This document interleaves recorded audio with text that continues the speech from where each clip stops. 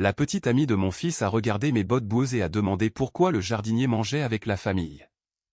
Mon fils ne s'est pas mis en colère. Il lui a simplement posé une question, selon toi, à qui appartient tout ce domaine? La pluie martelait le toit en ardoise du porche à l'extérieur. J'ai poussé la porte et je suis entré dans la salle à manger. Mon manteau en laine était humide et froid à cause du gel. À mes pieds se trouvait une vieille paire de bottes en cuir. La boue rouge du sentier derrière l'écurie collait encore aux semelles en de longues traînées. La nuit était tombée plus vite que je ne l'espérais. Inspecter le système de drainage avant l'arrivée du front froid avait pris plus de temps que prévu. Le parquet en chêne huilé brillait sous les lumières. Chaque pas que je faisais laissait derrière lui une légère trace humide. La longue table à manger était déjà dressée. L'arôme de l'entrecôte grillée remplissait la pièce. L'argenterie et le cristal reflétaient le lustre scintillant au-dessus de nos têtes. Camille était assise en face de mon fils. Elle portait une robe de couleur crème soigneusement ajustée. Ses cheveux étaient relevés. Une petite bague en saphir reposait sur son doigt. Elle s'est figée, son verre de vin à mi-chemin de ses lèvres. Ses yeux ont voyagé de mon manteau humide jusqu'à mes bottes. Ses sourcils se sont froncés. Le dégoût s'est propagé sur son visage soigneusement maquillé. Elle s'est tournée vers Bastien. Elle n'a fait aucun effort pour baisser la voix. Elle a parlé assez fort pour que tout le monde dans la pièce puisse entendre. « Bastien, vas-tu vraiment laisser le jardinier manger avec nous ?» L'air de la salle à manger s'est instantanément transformé en glace. Marcel était en train de disposer l'argenterie sur la table. Sa main s'est arrêtée en plein air. Ses yeux se sont agrandis. Il m'a regardé. Puis il a regardé Bastien. Marcel a laissé échapper un long soupir. Il a commencé à faire un pas en avant. J'ai levé un doigt légèrement. Marcel s'est arrêté immédiatement. Il a baissé la tête et a reculé dans le coin de la pièce. Bastien a posé son couteau et sa fourchette. Il a levé les yeux vers Camille. Il n'y avait aucune colère dans ses yeux. Ils étaient aussi calmes que la surface d'un lac avant une tempête. J'ai tiré la chaise en bois à la tête de la table. Les pieds ont raclé le sol avec un son sec et dur. Camille a levé la main pour se couvrir le nez. Elle s'est éloignée davantage de moi avant de parler. Je ne veux pas vous offenser. Mais regardez simplement ces bottes. Nous dînons, nous ne mangeons pas à l'intérieur d'une écurie. Bastien n'a même pas scié. Il a regardé droit dans les yeux de sa petite amie et a demandé d'une voix incroyablement calme, « Qui penses-tu qu'il est ?» Camille a souri. C'était un sourire poli et confiant. Elle a penché la tête. Je suppose que c'est le gardien du domaine. Ou peut-être quelqu'un qui travaille ici depuis des années. Tu sais comment les gens qui travaillent à l'extérieur ne font généralement pas attention aux petits détails. Je me suis assis et j'ai posé mes deux mains sur la table en bois. Je n'ai rien dit. Camille a de nouveau regardé mes bottes. Sa patience s'épuisait visiblement. Elle a croisé les bras. Pourriez-vous au moins changer vos bottes d'abord? L'odeur de la boue est désagréable. Cela gâche l'atmosphère du dîner. J'ai regardé mes bottes. La boue séchait et tombait sur le sol en petites écailles. Je portais ces bottes depuis 10 ans. Je les portais en marchant dans les eaux de crue pour reconstruire une digue. Je les portais en tirant un jeune cheval de la boue profonde. Je les portais le jour où j'ai enterré ma femme quand les champs étaient recouverts de neige fondante. Ces bottes ne m'avaient jamais trahi. Bastien a posé son verre d'eau sur la table. Le cristal a frappé doucement contre le bois. Il a regardé Camille pendant un long moment avant de demander « Sais-tu dans la maison de qui tu dînes ?» Camille a éclaté de rire. C'était le rire de quelqu'un de totalement certain de connaître tous les faits. « Bien sûr, c'est le domaine de ta famille. » Bastien a posé une autre question. « Alors, qui penses-tu en est le propriétaire ?» Elle a répondu immédiatement, débordante de confiance. Mais sa réponse a obligé le majordome et la responsable à baisser la tête pour cacher leur réaction. Camille s'est appuyée avec assurance dans sa chaise. Elle a pris une longue gorgée de son vin. Cet endroit appartient à la famille Beaumont. Plus précisément, il appartient à ton entreprise. N'est-ce pas vrai, Bastien? Ses yeux ont balayé la salle à manger. La satisfaction se lisait sur tout son visage.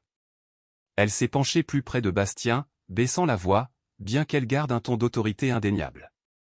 Tu devrais demander au personnel de manger dans les quartiers des domestiques. Des limites comme celle-là existent pour une raison. Elles permettent de garder les choses correctes. J'ai joint mes mains et je l'ai regardé droit dans les yeux. Quelle limite? Camille a tressailli très légèrement. Elle ne s'attendait pas à ce qu'un homme portant des bottes couvertes de boue parle. Elle a immédiatement retrouvé son air de supériorité. La limite entre les invités et les serviteurs. C'est de la courtoisie élémentaire. J'ai penché la tête. Juges-tu toujours les gens aussi rapidement? Camille a ri. Elle a lissé les plis de sa robe coûteuse. Non, j'observe simplement. Quelqu'un qui respecte une maison ne ramènerait pas de boue dans la salle à manger. Un morceau de boue séchée s'est détaché de la semelle de ma botte et a atterri sur le sol. Une petite motte a glissé près du pied de la table. Camille l'a remarqué immédiatement. Ses sourcils se sont froncés. Elle a fait signe à Marcel. S'il vous plaît, apportez un chiffon et essuyez le sol sous lui. La saleté se propage. Marcel est resté là où il était, dans le coin de la pièce. Ses mains étaient jointes proprement devant lui. Son expression n'a jamais changé. Il n'a pas fait un seul pas. Camille a attendu 3 secondes. Le silence de Marcel l'irritait.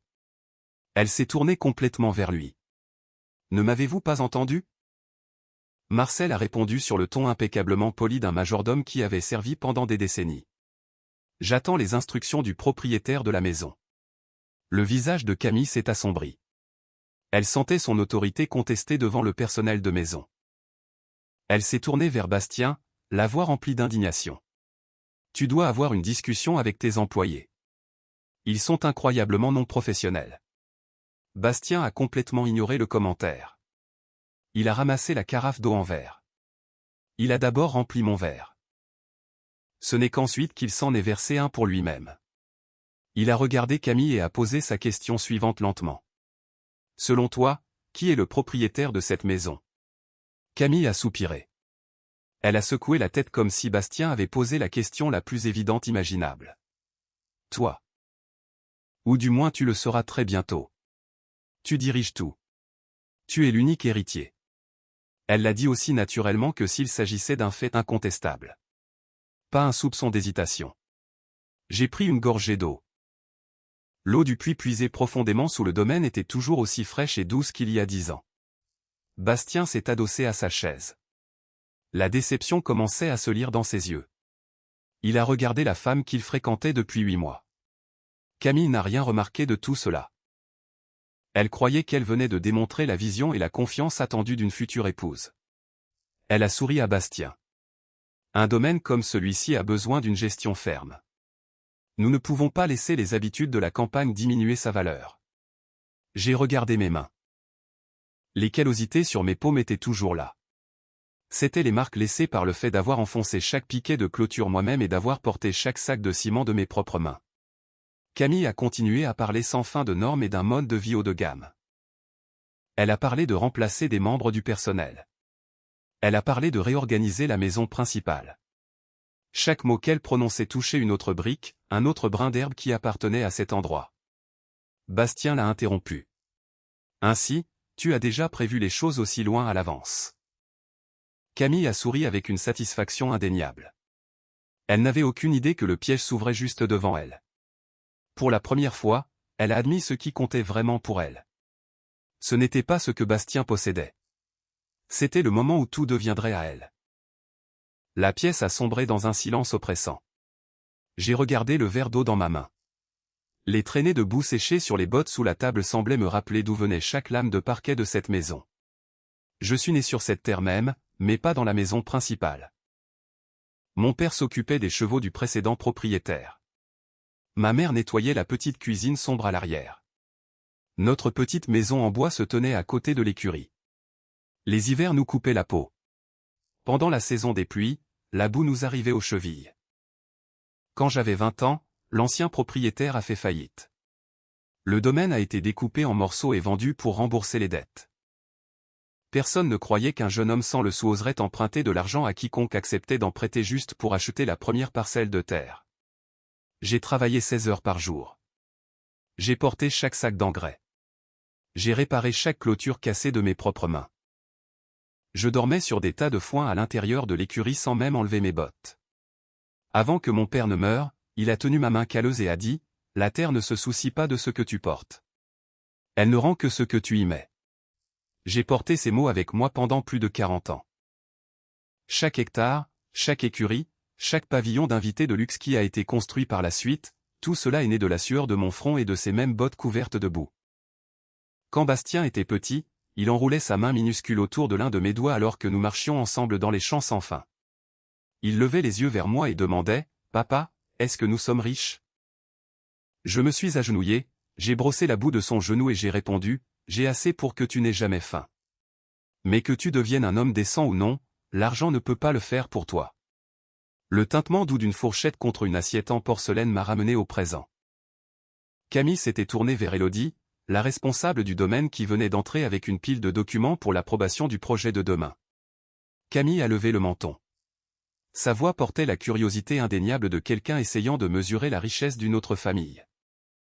Quand la famille de Bastien a-t-elle acheté cet endroit?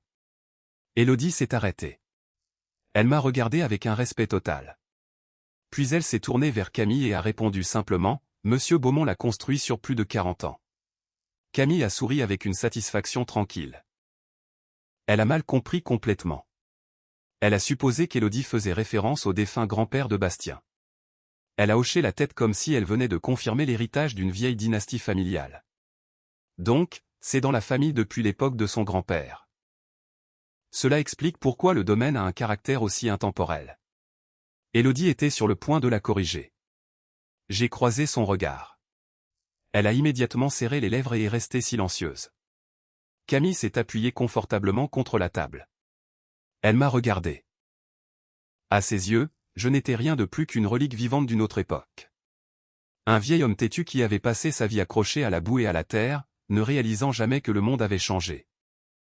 Camille était assise en face de l'homme qui avait acheté chaque champ, réparé chaque toit et signé chaque chèque de paie pour chaque personne dans cette pièce.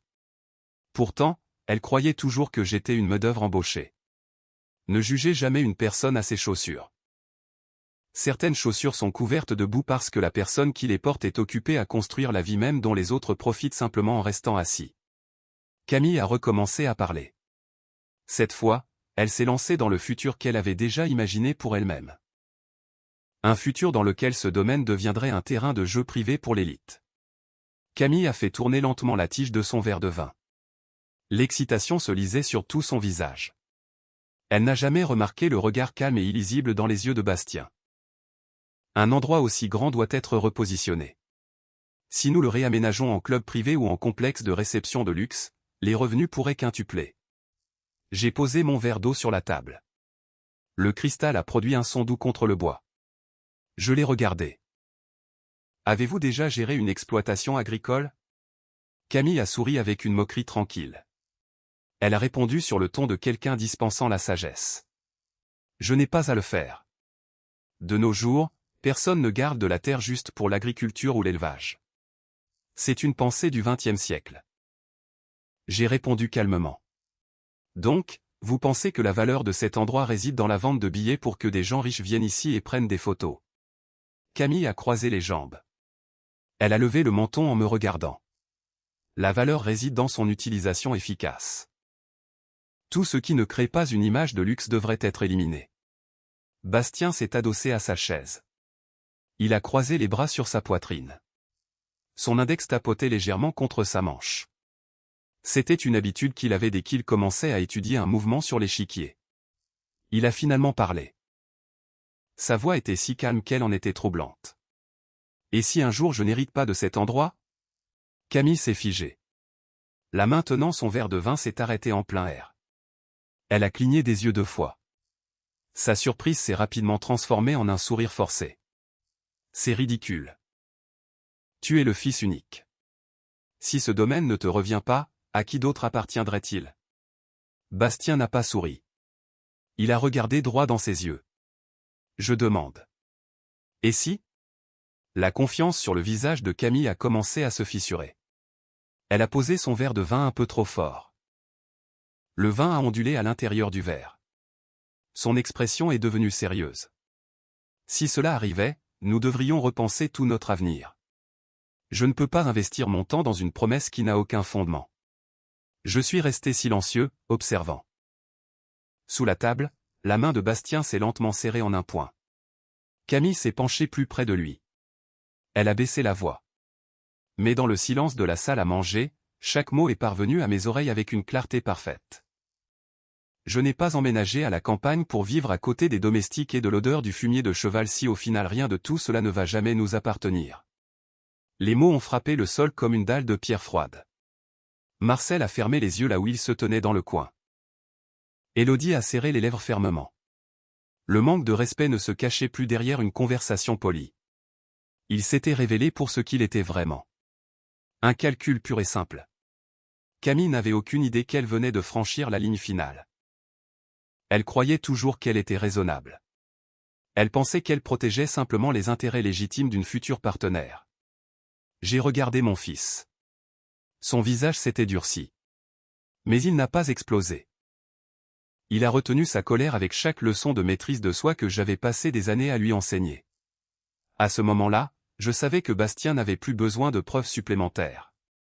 Pourtant, il l'a laissé continuer à parler parce que le pire était encore à venir. J'ai déplacé mon pied légèrement. Un morceau de boue séchée s'est détaché de la semelle de ma botte. Il est tombé sur le parquet en chêne à côté de la table à manger. Camille l'a remarqué immédiatement. Ses yeux se sont remplis de dégoût. Elle n'a plus pris la peine de cacher son irritation. Elle a fait signe à l'un des serveurs. « S'il vous plaît, nettoyez cela tout de suite. Avant que cette saleté ne gâche le tapis coûteux. » J'ai regardé le morceau de boue sur le sol. Je vais le nettoyer moi-même. Camille s'est tournée vers moi. Un sourire moqueur s'est répandu sur son visage. Ce n'est pas nécessaire. C'est à cela que sert le personnel. Obliger les invités ou la direction à regarder quelque chose comme ça est incroyablement irrespectueux. J'ai levé les yeux vers elle. J'ai moi-même fait partie du personnel. Camille a laissé échapper un rire suffisant. Elle a croisé les bras. Alors vous devriez encore mieux comprendre l'étiquette appropriée. Les gens qui travaillent de leurs mains ne devraient pas s'introduire dans l'espace réservé à la direction. Sous la table, Bastien a serré les deux poings si fort que ses articulations sont devenues blanches. Camille ne l'a jamais remarqué. Elle s'est tournée complètement vers Bastien. Sa voix portait un soupçon de douceur, mais en dessous se trouvait une détermination indéniable. Pourquoi ne pas le faire manger en bas dans la cuisine? Je ne veux pas que notre premier dîner au domaine se transforme en quelque chose d'aussi provincial. La salle à manger s'est complètement figée. Marcel venait juste de sortir en portant un plateau d'argent lorsqu'il s'est arrêté net. Il a posé le plateau sur le buffet. Élodie a détourné le visage. Elle a serré les lèvres fermement pour garder sa colère sous contrôle. J'ai regardé Camille. Il n'y avait aucune colère dans mes yeux. Seulement l'observation tranquille réservée à quelqu'un qui venait de fermer la porte sur elle-même. J'ai décidé de lui donner une dernière chance. Et si j'étais le père de Bastien? Camille s'est arrêtée une seconde. Puis elle a éclaté de rire. C'était un rire moqueur rempli d'une confiance absolue. Vous n'avez pas besoin de plaisanter comme ça. Je n'ai pas souri. Pourquoi penses-tu que c'est drôle? Camille a secoué la tête. Elle m'a regardé de haut en bas. Son regard s'est attardé sur mon manteau humide et mes bottes couvertes de boue. Parce que Bastien ne pourrait pas venir de quelqu'un comme vous. Il a fréquenté les meilleures écoles. Il se comporte comme quelqu'un de la haute société. Évidemment, vous appartenez tous les deux à des mondes complètement différents. Elle a prononcé ces mots aussi nonchalamment que s'il s'agissait de faits indéniables. Elle croyait chaque mot de son propre argument. Certains mots ne peuvent jamais être retirés avec une simple excuse. Parce qu'ils ne sont pas des lapsus. Ce sont des convictions qui ont vécu à l'intérieur de celui qui parle depuis le début. Pensez-vous que Camille était simplement maladroite dans sa façon de parler? Ou avait-elle enfin révélé qui elle était vraiment? Bastien a lentement posé son couteau et sa fourchette sur son assiette. Le tintement doux du métal contre la porcelaine a résonné dans la pièce, délicat mais glacial. Il n'a pas crié. Il n'a pas frappé la table. Il a levé la tête, ses yeux fixés sur Camille avec une telle intensité qu'elle a commencé à sentir un frisson lui parcourir l'échine. Bastien a posé son couteau et sa fourchette. Il n'a pas élevé la voix. Il a simplement posé une question à Camille qui lui a fait perdre son sang-froid. Camille a regardé Bastien. La détermination froide dans ses yeux l'a fait hésiter. Le sourire a disparu de son visage. Bastien s'est penché en avant. Il a joint ses mains sur la table. Quand il a parlé, sa voix était basse, stable et indéniablement ferme. Selon toi, qui a payé pour restaurer cette maison? Camille a cligné des yeux. Elle a lutté pour retrouver sa confiance. Ta famille. L'entreprise de ta famille. Bastien ne l'a jamais quitté des yeux. Il a continué, qui a acheté les terres du Nord l'année dernière? L'irritation de Camille a commencé à paraître. Elle a ajusté le bouton de sa robe. L'entreprise l'a fait. Tu m'as déjà parlé de cet accord. Bastien a penché la tête, et qui a fondé cette entreprise? Camille a laissé échapper un long soupir. Elle a croisé les bras sur sa poitrine. Bastien, je ne comprends pas le but de ce petit interrogatoire. Nous parlions de maintenir l'ordre dans cette maison. Bastien a levé la main. Il a pointé directement vers moi. Depuis combien de temps penses-tu qu'il travaille ici? Camille a jeté un coup d'œil vers moi. Ses yeux contenaient toujours un mépris non déguisé. Probablement toute sa vie. Les gens comme lui ne partent généralement jamais. Ils s'habituent à passer leur vie au même endroit. J'ai entendu chaque mot. La main posée sur mon genou n'a jamais bougé. Je suis resté complètement silencieux. Élodie s'est avancée du coin de la pièce. Elle ne pouvait plus rester silencieuse. C'est vrai. Il est ici depuis presque toute sa vie. Camille a souri avec satisfaction. Elle a levé le menton vers Bastien. Tu vois, je te l'avais dit. Élodie a pris une profonde inspiration. Sa voix est devenue tranchante. Mais pas en tant qu'employée. Camille s'est figée. Elle s'est tournée vers Élodie avec une surprise totale. Bastien a levé la main, arrêtant Élodie. Il voulait que Camille affronte la vérité avec ses propres mots. Laisse-la répondre. Bastien a tapoté légèrement son doigt contre la table en bois. Chaque tapotement sonnait comme le compte à rebours d'une horloge. Qui signe le chèque de paie de Marcel chaque mois? Camille n'a rien dit. Pour la première fois, elle a réalisé que quelque chose n'allait pas. Qui a personnellement injecté le capital qui a sauvé tout ce domaine de la faillite il y a 20 ans? Camille n'a pas répondu. Ses lèvres tremblaient légèrement. Et qui possède 80% de l'entreprise que tu supposes aider à diriger un jour? La pièce est tombée dans un silence absolu. Seule la pluie incessante frappant les portes vitrées derrière nous pouvait être entendue. La confiance a quitté le visage de Camille. Sa couleur a pâli jusqu'à ce qu'elle paraisse presque livide. Elle a regardé Bastien. Puis, lentement, elle s'est tournée vers moi. Cette fois, elle n'a pas regardé mes bottes couvertes de boue. Elle a regardé droit dans mes yeux. L'arrogance de quelqu'un qui se croyait supérieur avait disparu. Tout ce qui restait était la confusion et un soupçon terrifiant qui commençait à prendre forme. Pour la première fois, Camille m'a regardé non pas avec mépris, mais avec peur. Bastien s'est lentement levé. Il se tenait droit. Son ombre s'étirait sur la table à manger. Il a regardé droit dans les yeux de Camille.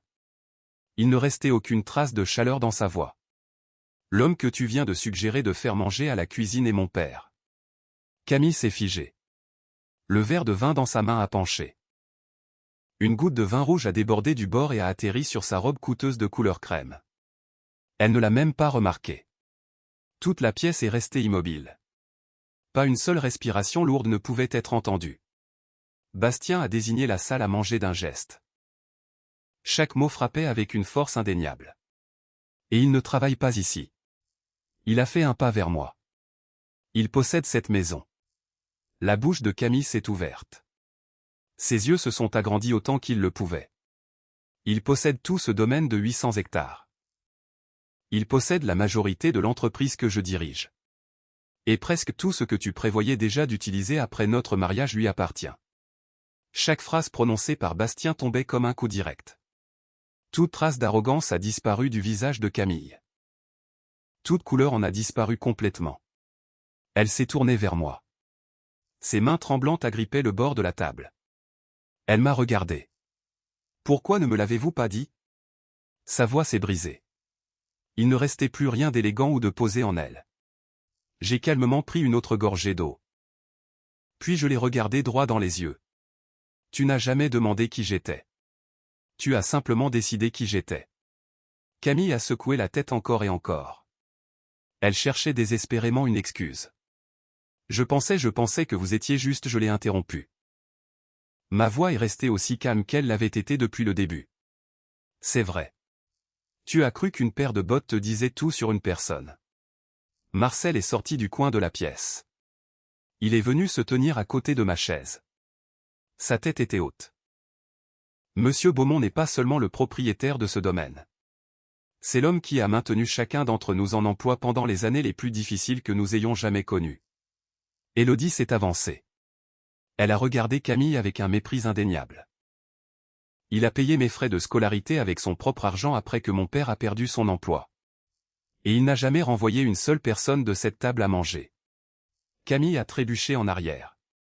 Son pied a heurté le pied de sa chaise. Elle a failli tomber. Sa confusion s'est transformée en panique. Elle s'est précipitée vers Bastien. Ses yeux se sont remplis de larmes. Bastien, je suis désolé. Je ne savais pas. Je ne pensais qu'à ton image. Elle a tendu la main vers lui en essayant de prendre la sienne. Je ne savais vraiment pas qu'il était ton père. Si j'avais su, Bastien a reculé. Il a évité sa main. Si tu avais su qu'il était riche, tu l'aurais traité différemment, n'est-ce pas? Camille s'est figée. La question de Bastien frappait directement la vérité qu'elle essayait de cacher. Bastien l'a regardée avec une déception accablante. Son mépris pour les travailleurs avait été exposé complètement. Mais ce qui lui faisait le plus mal était l'opportunisme et on était caché derrière le masque de l'amour. Si vous êtes resté avec nous jusqu'ici, alors j'espère que vous avez trouvé cette histoire digne d'intérêt. S'il vous plaît, faites-nous une petite faveur, cela ne prend qu'un instant. Aimez cette vidéo et abonnez-vous. Laissez un commentaire avec le chiffre 5, pour que je sache que vous êtes arrivé jusqu'ici, et incluez le nom de la ville que vous aimez. Tant de gens regardent sans le faire, mais cela ne vous coûte rien et signifie beaucoup pour nous. Bastien se tenait les bras croisés. Ses yeux étaient froids comme la glace. Il regardait droit vers la femme qui avait autrefois prétendu l'aimer profondément. Si mon père ne possédait rien du tout, voudrais-tu toujours m'épouser? Camille a paniqué. Des larmes ont jailli dans ses yeux. Elle a hoché la tête à plusieurs reprises. Bien sûr. Je t'aime pour ce que tu es. Un sourire amer a traversé le visage de Bastien. Il a sorti son téléphone de sa poche. L'écran s'est allumé. Alors pourquoi as-tu dit que nous devrions repenser notre avenir si je n'héritais de rien? Camille s'est figée. Ses lèvres tremblaient alors qu'elle luttait pour parler. Bastien ne s'est pas arrêté. Sa voix découpait chaque recoin caché. Pourquoi as-tu posé des questions à Élodie sur la valeur de cette terre au moment où tu es arrivé? Pourquoi as-tu dit à ton ami qu'après notre mariage tu transformerais cet endroit en complexe privé? Et pourquoi voulais-tu que mon père soit déplacé ailleurs pour vivre? Camille a regardé le téléphone dans la main de Bastien. Toute couleur a complètement quitté son visage. Bastien a fait glisser son doigt sur l'écran. Il a lu à haute voix chaque message que Camille avait envoyé à sa meilleure amie 3 jours plus tôt. Une fois que nous serons mariés et que mon nom sera sur les actifs, tout sera beaucoup plus facile. Bastien a levé les yeux. Ses yeux étaient rouges de trahison. Te souviens-tu de ce que tu as écrit d'autre? Tu as appelé mon père un vieil obstacle. Chaque mot tombait dans la salle à manger comme le prononcé d'une sentence. Camille s'est complètement effondrée. Elle a secoué la tête en signe de désespoir. Toute trace de son faux-semblant avait été dépouillée. Elle a serré l'ourlet de sa robe, cherchant une dernière excuse. Je ne pensais qu'à notre avenir. Bastien l'a regardé avec dégoût. Non. Tu pensais à ta part de mon Bastien a tendu la main. Sa voix était ferme. Sans la moindre hésitation, retire la bague. Camille l'a regardé avec choc. Elle a instinctivement couvert le doigt portant la bague en saphir. Que as-tu dit? Retire la bague et rends-la-moi. Camille a éclaté en sanglots. Toute trace de fierté a disparu. Elle a sangloté. Tu vas tout gâcher à cause d'un dîner? À cause de quelques mots imprudents? Bastien a fait un pas de plus. Il a regardé droit dans ses yeux. Non. Je mets fin à cela parce que ce soir tu as cessé de faire semblant. Les mains de Camille tremblaient alors qu'elle retirait la bague. Elle l'a posée sur la table en bois. Le métal a frappé le bois avec un clic sec et creux. Alors qu'elle reculait en panique, elle a caché ses deux mains derrière son dos et a secrètement tapé un message texte désespéré à sa mère. Elle pensait que perdre la bague était le prix le plus élevé qu'elle aurait à payer. Mais un autre accord commercial dépendait encore entièrement de la signature de l'homme portant les bottes couvertes de boue. Camille restait immobile, fixant la bague sur la table. Les larmes avaient maculé son maquillage. Mais son effondrement ne s'est pas arrêté là. Une autre réalité, encore plus dure, venait de faire surface dans son esprit. La famille de Camille se noyait dans les dettes. Sa mère, Olivia, faisait tout ce qu'elle pouvait pour louer la section et du domaine pour un projet de centre d'événements de luxe. Il croyait que Bastien était celui qui prenait la décision. Il n'avait aucune idée que la seule personne ayant la pleine autorité pour l'approuver était moi. Camille a levé les yeux vers moi.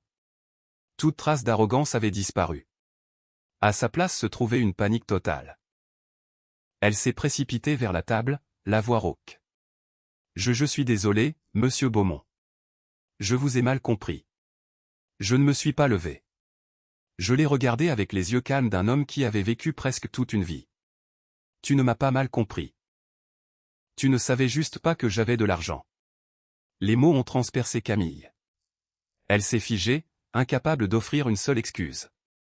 À ce moment-là, le téléphone de Bastien sur la table a commencé à sonner de manière répétée.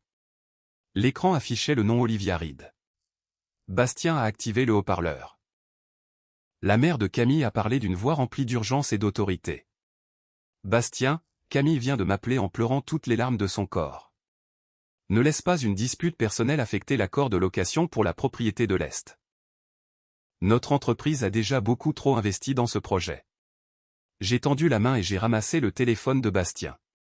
J'ai parlé calmement. Madame Reed, c'est Henri Beaumont à l'appareil. L'autre bout de la ligne est resté silencieux pendant 3 secondes complètes. Son choc était indéniable à chaque respiration précipitée. J'ai continué, ma voix stable et claire. Je ne rejette pas votre projet parce que votre fille m'a insulté. Camille a laissé échapper un léger soupir de soulagement. Une faible lueur d'espoir est apparue dans ses yeux. Mais j'ai continué. Je le rejette parce que votre dossier montre que votre entreprise a sous-payé les agriculteurs locaux et retardé les paiements aux entrepreneurs. J'avais examiné les documents du projet la semaine précédente. Le comportement de Camille ce soir était simplement devenu la dernière pièce confirmant la culture et les valeurs de toute sa famille. J'avais décidé de transférer toute la section et de la propriété à la coopérative locale pour construire un marché de producteurs et un centre de formation professionnelle pour les enfants des travailleurs. J'ai regardé directement dans les yeux de Camille avant de parler au téléphone. Je n'utilise pas ma propriété pour punir votre fille. Je ne confierai simplement pas ma terre à des gens qui croient que les travailleurs et les travailleuses sont là pour qu'on leur marche dessus. Madame Olivia a crié dans le téléphone avant de raccrocher. Camille s'est effondrée sur sa chaise, cachant son visage dans ses deux mains.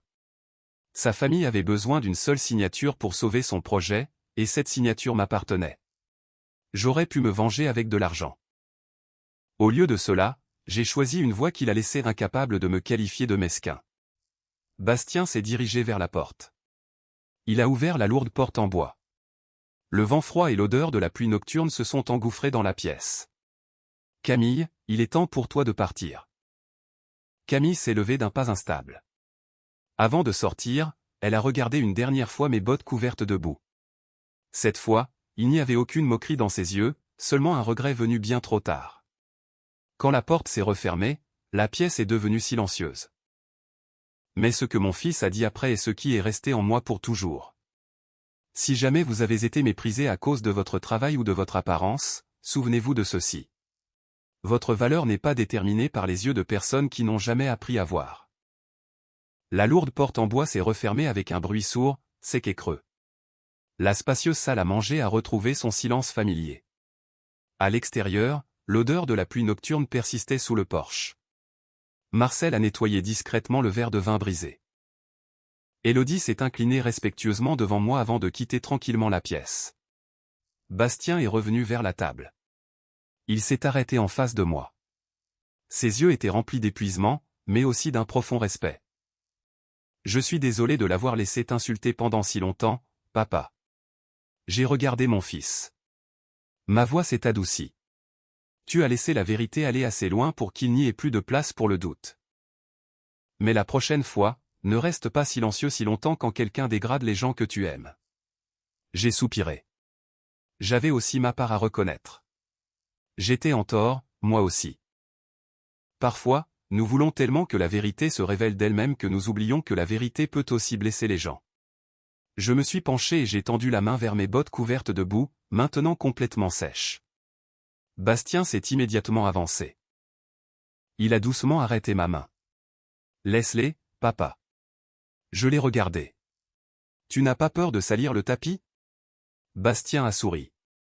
C'était un sourire rempli de chaleur et de soulagement. Le tapis peut toujours être remplacé. Les années que tu as vécues ne le peuvent pas. Les paroles de mon fils ont rempli mon cœur d'une fierté tranquille. L'argent peut acheter l'élégance, mais seule la compréhension et la gratitude peuvent créer la dignité. Cette nuit-là, Camille s'est moquée de mes bottes couvertes de boue. Elle croyait que la boue me rendait inférieur à tous les autres. Mais la boue sur ses bottes venait de la terre même qui a payé l'éducation de mon fils, nourri des dizaines de familles et construit la maison qu'elle avait rêvé de posséder. Cette histoire nous rappelle une vérité fondamentale de la société française et humaine en général, la véritable noblesse ne se trouve pas dans les titres, les vêtements de créateurs ou le solde d'un compte bancaire, mais dans le respect que l'on accorde à ceux qui construisent le monde de leurs mains. En France, nous avons une longue histoire de respect pour la terre et le travail acharné, mais il existe encore des personnes comme Camille qui pensent que l'apparence définit la valeur. Elle a commis l'erreur classique de confondre la richesse matérielle avec la supériorité morale. Son arrogance ne l'a pas seulement privée d'un futur mariage, mais elle a aussi ruiné les intérêts de sa propre famille en révélant une absence totale d'éthique professionnelle. Le personnage du père, Henri, incarne la figure de l'entrepreneur autodidacte qui n'a jamais oublié ses racines.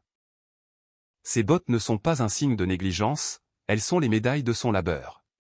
La leçon ici est double, d'abord, ne méprisez jamais personne, car vous ne savez jamais qui se cache derrière une apparence modeste. Ensuite, restez fidèle à vos valeurs de travail et d'humilité, car ce sont elles qui vous protègent contre les opportunistes. Le geste final du fils, Bastien, montre qu'il a hérité de la chose la plus précieuse de son père, non pas son empire, mais son discernement et son intégrité. Et vous, chers spectateurs, avez-vous déjà été jugé ou avez-vous déjà jugé quelqu'un sur son apparence pour ensuite découvrir que vous aviez tort? Selon vous, Bastien a-t-il eu raison de rompre si brutalement ou aurait-il dû donner une seconde chance à Camille? Partagez vos expériences et vos avis dans les commentaires ci-dessous, nous avons hâte de vous lire.